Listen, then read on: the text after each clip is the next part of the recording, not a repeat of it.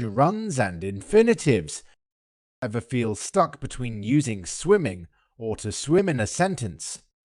Don't worry, you're not alone. Gerunds and infinitives, those tricky twins of grammar, can sometimes feel like a riddle wrapped in an enigma. But don't worry, language explorers.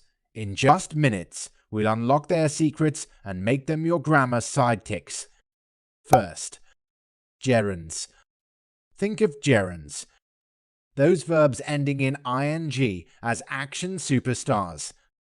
They shine as the subjects or objects of sentences, showing off their moves all on their own. Examples: reading a book is my favorite way to relax. I love listening to music while I work. Swimming is a great way to stay fit. Baking cookies is a fun way to spend an afternoon. Second, infinitives. Infinitives, those little to-before verbs, are all about possibilities and intentions. They peek into the future, hinting at what might happen next. Examples: I want to learn French. He told me to come early. She decided to stay home instead of going to the party.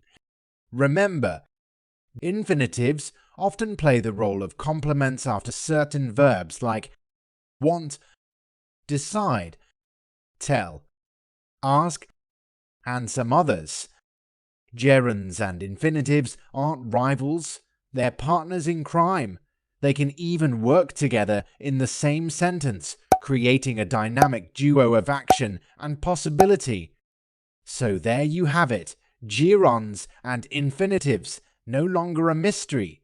With these tips by your side, you'll be using them like a pro in no time.